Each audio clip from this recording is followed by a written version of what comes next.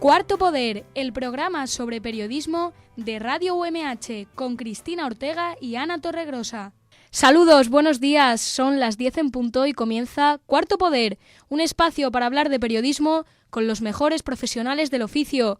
Reciban el saludo de Ana Torregrosa, buenos días. Hola, muy buenos días. Y yo soy Cristina Ortega y estaré con vosotros durante los siguientes 15 minutos. Nuestro Cuarto Poder de hoy está dedicado a aquellos periodistas que indagan en cada rincón para traernos las mejores historias, las que no son noticia porque a nadie les interesa, las que tratan de construir un mundo mejor y, sobre todo, la que nos han demostrado que, a pesar de las dificultades, siempre hay lugar para la esperanza. Han cubierto guerras y revoluciones, han presenciado injusticias y masacres, han huido de asesinos y criminales. Todo ello para poner voz allí donde nadie mira o donde nos dicen que no miremos. Hablaremos de periodismo de guerra con expertos en la materia.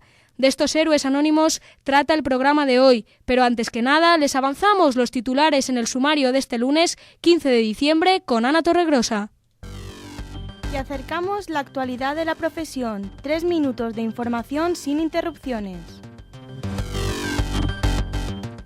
Acuerdo. FAPE instala un acuerdo entre Google y AEDE para evitar el cierre de Google News.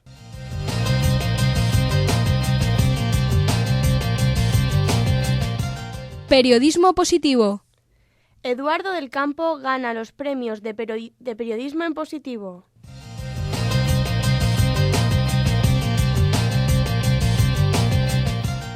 ONU. Una española al frente de la División de Información de la ONU.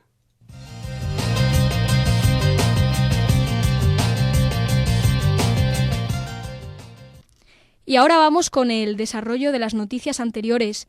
La FAPE insta un acuerdo entre Google y AEDE para evitar el cierre de Google News. La presidenta de la Federación de Asociaciones de la Prensa Española, Elsa González, ha abogado hacia un acuerdo entre Google y AEDE sobre los enlaces de los medios que aparecen en el buscador, para evitar así el cierre de esta manera de Google News. González ha explicado que el cierre de este servicio es una mala noticia para el periodismo en general. Es una lástima y no le conviene a nadie, tanto los medios tradicionales como los nativos digitales, que son los que van a sufrir especialmente las consecuencias, ha indicado. En cualquier caso, ha recordado que los periodistas fueron marginados durante la tramitación de la Ley de Propiedad Intelectual, por lo que entiende que ahora poco tiene que decir el colectivo.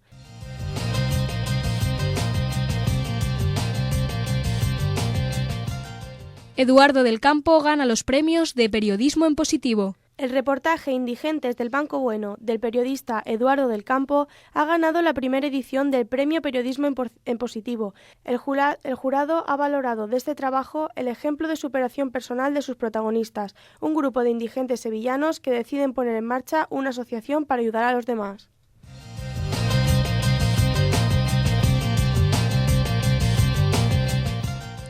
Una española al frente de la División de Información de la ONU. Ban Ki-moon ha colocado a Cristina Gallach al frente del Departamento de Información de las Naciones Unidas. La periodista, que ya fue durante años una de las figuras más influyentes en el tramado institucional de la Unión Europea en Bruselas, tendrá el cargo de subsecretaria general en el organismo y será la funcionaria española de mayor rango en Nueva York. El reportaje de Cuarto Poder, un espacio para hablar de periodismo con mayúsculas. Y como comentábamos al principio, nuestro programa de hoy está dedicado a los corresponsales de guerra. En esta sección hemos querido hacerles un homenaje a modo de reportaje, así que os lo contamos nada más para que lo descubráis vosotros mismos. Vamos a escuchar Héroes Anónimos. Testigos de la barbarie, héroes anónimos, obligados a vivir junto al riesgo y a burlar a la muerte para poner voz allí donde nadie mira, o donde nos dicen que no miremos. Ellos son los corresponsales de guerra.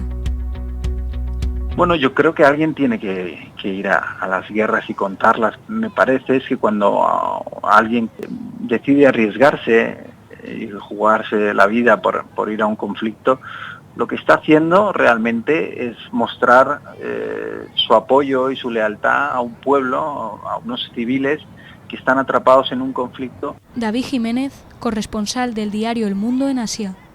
Y cuya situación sin los periodistas pues no se conocería, y probablemente sin la atención de los medios, los políticos que están en sus despachos cómodamente a miles de kilómetros de distancia, pues no se verían en la necesidad o en la presión de hacer nada. David Jiménez lleva más de 16 años relatando los conflictos que ocurren en Timor Oriental, Cachemira, Sri Lanka y Afganistán. Ha dictado noticias desde las revueltas de Indonesia y Filipinas. Ha anotado en su cuaderno lo que tenían que decir mercenarios, genocidas y asesinos en serie. El último golpe de Estado protagonizado por el ejército tailandés ha sido el último conflicto que ha cubierto. No es la primera vez, de hecho han dado 12 golpes de Estado desde 1932 y otros 7 fallidos, es decir, es un país que está muy acostumbrado ya a que su democracia sea interrumpida cada pocos años por los militares. En los últimos meses hemos tenido una fuerte división política y ha llegado un momento en el que los militares han perdido la paciencia y han decidido que lo mejor es que ellos mismos tomen el control del país.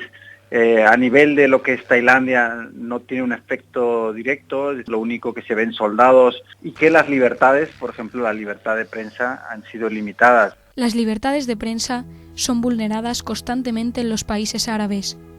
Los periodistas que trabajan allí han tenido que aprender a convivir junto a un régimen difícil. Yo hice una entrevista al hijo de un conocido ayatolá y me detuvieron junto con el traductor y la fotógrafa que me acompañaban a la salida de la entrevista. Y es en ese momento cuando me cancelaron el permiso de residencia y me dieron 2 semanas para abandonar el país. Ángeles Espinosa, corresponsal del periódico El País en Emiratos Árabes, fue expulsada de Irán en 2011. Lo que yo sentí sobre todo fue preocupación, que en mi caso la expulsión suponía irme a Madrid o a otro destino, como luego pasó. Digamos que no tenía nada personal que perder. Eso no suponía para mí ninguna amenaza vital.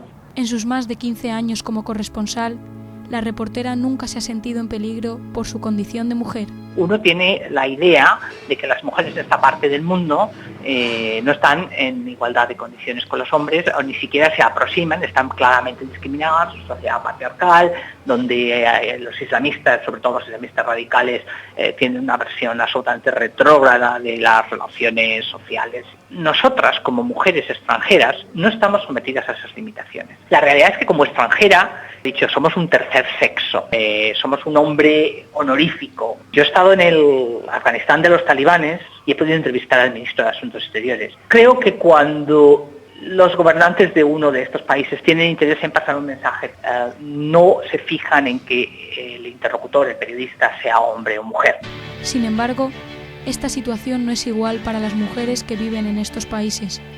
Son muchos los periodistas que con sus crónicas y sus fotografías han denunciado el maltrato y las vejaciones que sufren diariamente las mujeres árabes. Uno pudiera pensar que el burka y la opresión talibán, cuando se produjo hace ya unos años, era lo peor que había vivido la mujer afgana, y no es cierto, ¿no? O sea, incluso en la vida cotidiana, en la vida íntima de la familia, la situación es todavía mucho más brutal. Gervasio Sánchez, reportero de guerra y fotoperiodista freelance. Y desde hace 13 años hay un gobierno supuestamente democrático que está incluso asesorado por la comunidad internacional, y a pesar de todo ello, la situación de la mujer en el interior de la familia, en el interior del hogar, sigue siendo dramática. David Jiménez, Ángeles Espinosa y Gervasio Sánchez solo son un reflejo de los miles de corresponsales que cada día arriesgan sus vidas por contar a los ciudadanos lo que ocurre a cientos de kilómetros de sus acomodadas vidas. Ellos han decidido ser nuestros ojos, poner luz allí donde solo hay oscuridad. Cada reportaje publicado trata de hacer reaccionar a los lectores, a los gobernantes, a los militares. Eligieron ser corresponsales de guerra porque, tal y como afirma David Jiménez, en el fondo tratan a su manera de cambiar el mundo. Y al final, ¿uno por qué va a un conflicto? Pues porque cree que puede aportar un granito de arena para mejorar las cosas.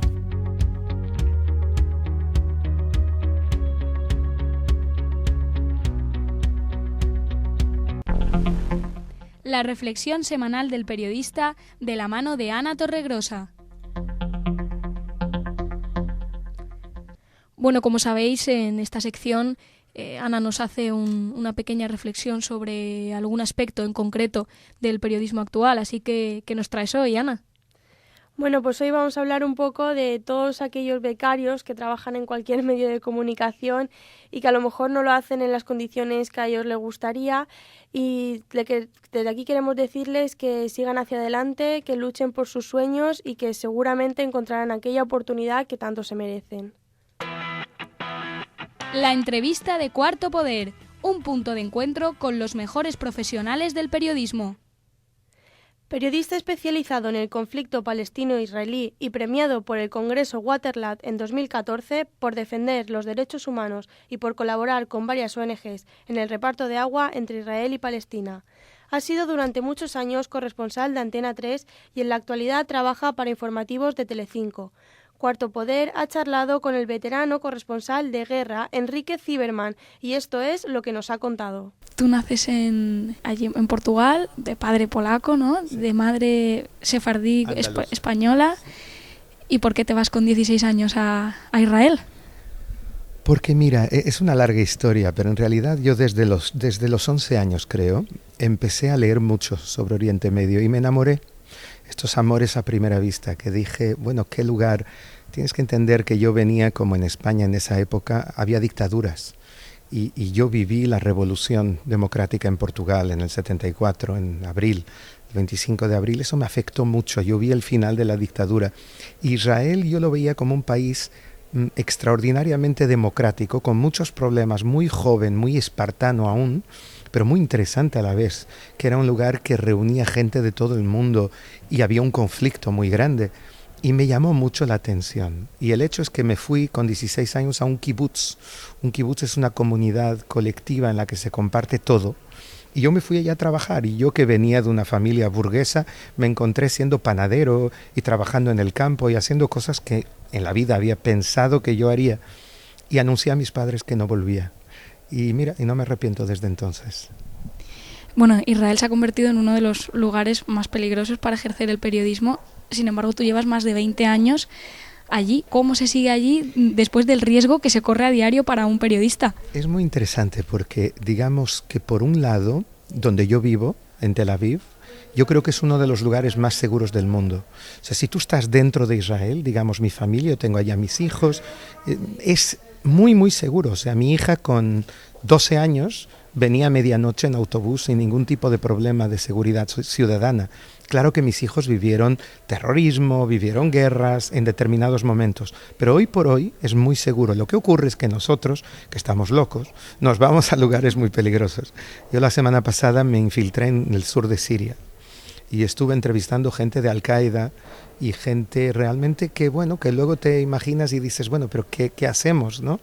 Pero es algo que yo os digo como periodistas que estáis empezando, que tengáis siempre muy, muy presente que nuestro trabajo no es ser Rambos, nuestro trabajo es informar y que ante todo viene nuestra vida, antes que el logro periodístico. Yo he visto varios colegas míos siendo degollados últimamente y eso es algo que no te olvidas jamás y que tengo bien presente que un scoop periodístico no justifica la muerte de nadie. Y por lo tanto hay que encontrar siempre un equilibrio. Yo no quiero tener miedo, pero es importante siempre tener un poco de miedo, porque el miedo te preserva de alguna forma. Y es un trabajo de equipo, como sabes, sobre todo cuando se trabaja en televisión. Entonces yo como periodista tengo responsabilidad por todo mi equipo. O sea que hay un equilibrio que viene con la experiencia. Yo sé que hice tonterías hace años, hice cosas, corrí riesgos a veces quizás innecesarios, y hoy en día entiendo que esto va en serio, que si te equivocas te puede costar la vida. Entonces es muy necesario, por un lado, no dejarte paralizar por el miedo, pero por el otro encontrar un equilibrio y que no te pienses que eres inmune a cualquier tipo de evento o de asesinato, sobre todo cuando Oriente Medio, en este momento vemos grupos como el Estado Islámico, que son grupos que están haciendo una auténtica orgía de sangre y de violencia. Obviamente tú tienes la obligación de ser honesto. Bueno, y por último ya, ¿alguna recomendación para los estudiantes que terminamos este año la carrera, sobre todo los de la Universidad Miguel Hernández? Ser creativos, no ir detrás del ganado. Es muy fácil copiar lo que dicen las agencias y copiarse uno a otro, y entonces terminamos todos diciendo lo mismo. Ser creativos, ser originales, buscar tu propia verdad, e iluminar los rincones oscuros y no limitarse a lo que nos enseñan con una linterna y que quieren que nosotros veamos. Ese es el gran secreto. Y como dicen en inglés, pensar out of the box, pensar de forma distinta, y así llegarás a enseñar la realidad de otra manera mucho más profunda y mucho más amplia. Toda la actualidad del periodismo, información sobre el oficio, jornadas, seminarios, cursos y talleres a continuación.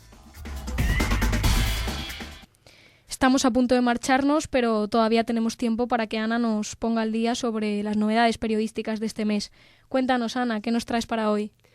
Bueno, pues el 17 de diciembre en la Universidad Católica de Murcia se acoge la nueva edición del UCAM Media Lab, una jornada que está dedicada a la innovación en el sector del periodismo, al futuro en los medios de comunicación y a su relación con las redes sociales y los smartphones. Bueno, pues hasta aquí el cuarto poder de hoy. Esperamos que hayáis disfrutado con el programa tanto como lo hemos hecho nosotras preparándolo. Nos escuchamos la semana que viene hablando, como no, de periodismo. ¡Feliz semana!